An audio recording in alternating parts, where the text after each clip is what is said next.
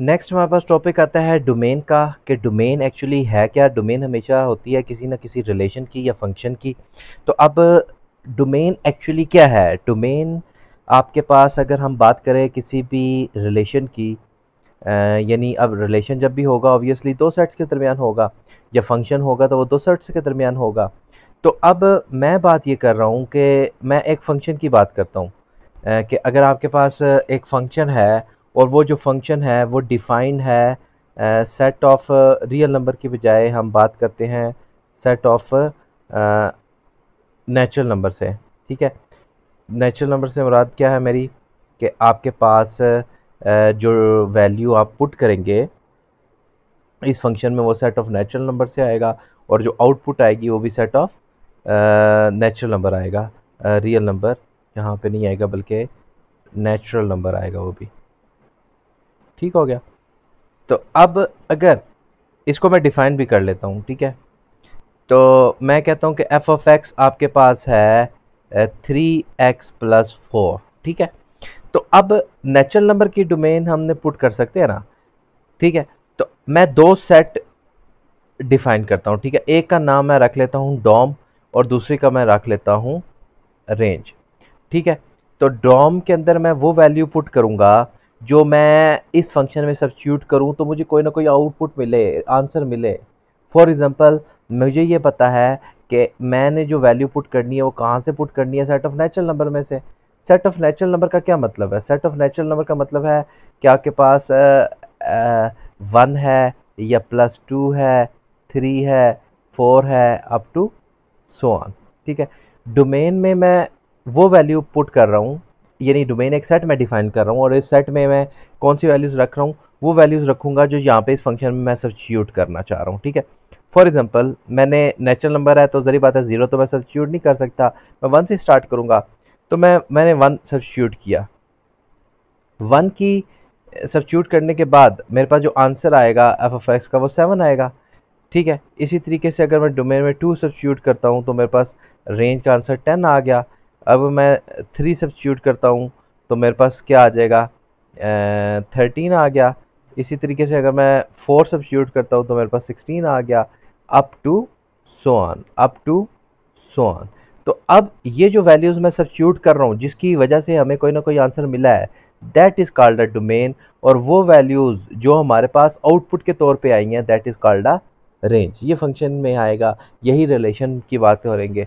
और इसी यही जो डोमेन है रेंज है, यही कॉन्सेप्ट आपके पास जो सेट ऑफ इनफाइनाइट वेरिएबल का आ जाता है, यानी कि ये भी खैर set of infinite variable numbers है, सेट ऑफ इनफाइनाइट नंबर। लेकिन कॉन्टिन्यूस ऑब्जेक्ट की जो डोमेन है, जो हम आगे जब कॉन्टिन्यूस सेट की कॉन्टिन्यूस फंक्शन को हम डिस्कस करेंगे तो उसमें हम डोमेन रेंज को बड़े डिटेल से देखेंगे कि हम किस तरीके से फाइंड आउट कर सकते हैं। फ़िलहाल अभी यहाँ पे हम क्या डिस्कस कर रहे हैं, जस्ट बेसिक को डिस्कस कर रहे हैं कि डोमेन एक्चुअली क्या होती है।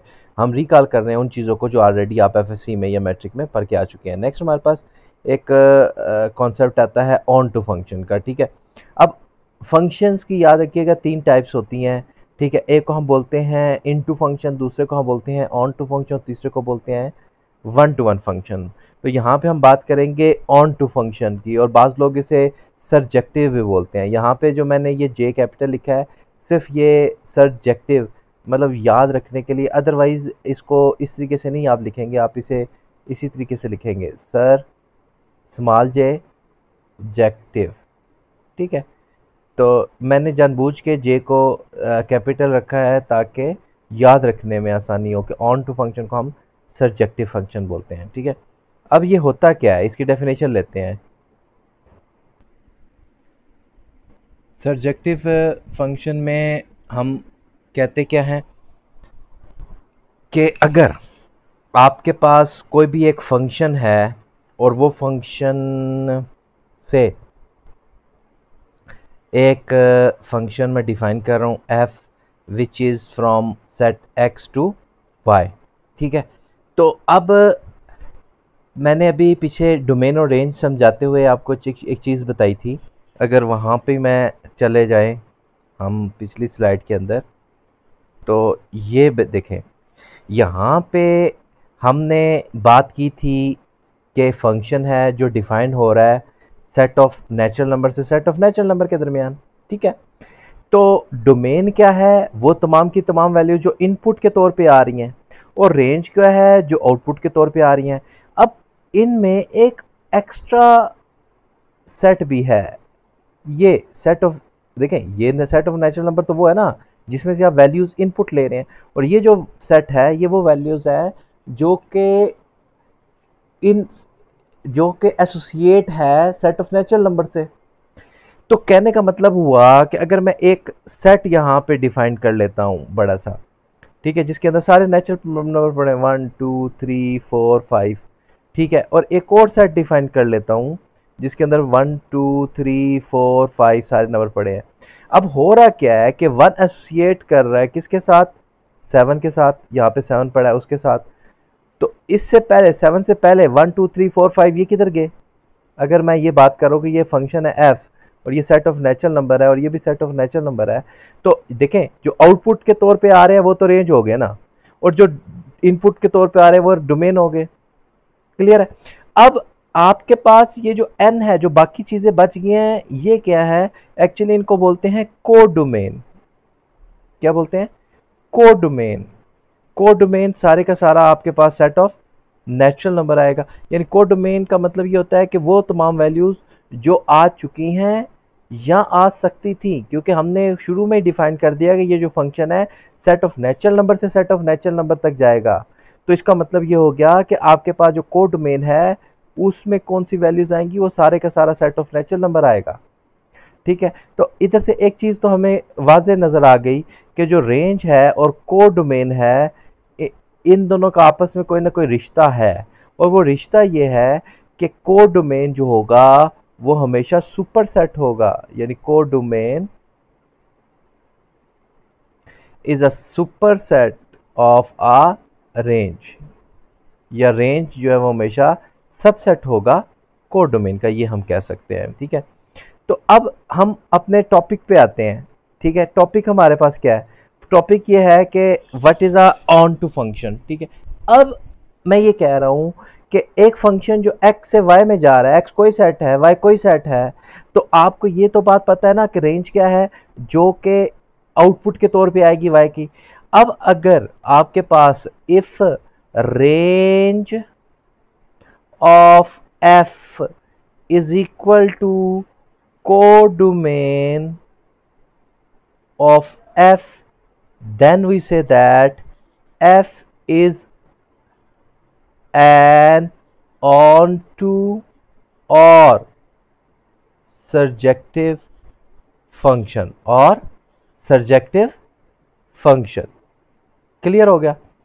क्या मतलब हुआ इसका, इसका मतलब सिंपल है कि अगर आपके पास रेंज आपने फाइंड किया और वो कोडोमेन के, यानी जो दूसरे वाला सेट है वो कोडोमेन के बराबर या रेंज के बराबर आ जाता है, तो तब हम ये कहते हैं कि ये हमारे पास जो फंक्शन है ये सर्जेक्टिव फंक्शन है। इसी तरीके से नेक्स्ट जो हमारे पास डेफिनेशन आती है वो ऑन टू या इंजेक्टिव फंक्शन की है। ठीक है, तो इंजेक्टिव फंक्शन एक्चुअली क्या होता है, इंजेक्टिव फंक्शन में अगर हम बात करें तो हमारे पास देखें ना एक फंक्शन है f which is from x to y।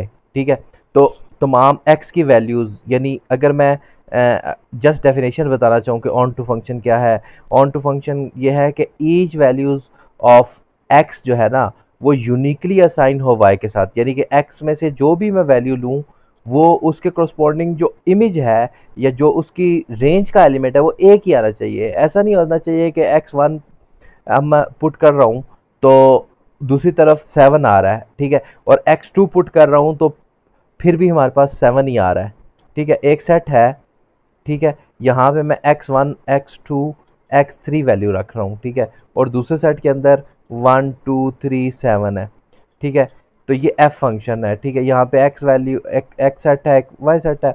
अब x1 के करस्पॉन्डिंग अगर 2 आ गया है तो यहाँ से देखिए अगर x1 से मैं 3 तक ले जाऊंगा वैल्यू, वो तो फंक्शन ही नहीं रहेगा ना, हम बात करें फंक्शन की। तो x2 से अगर एक फंक्शन आपके पास 1 तक चला जाएगा तो कोई मसला नहीं, लेकिन x2 से अगर आपके पास दोबारा 2 आ गया तो that is not a function of onto function.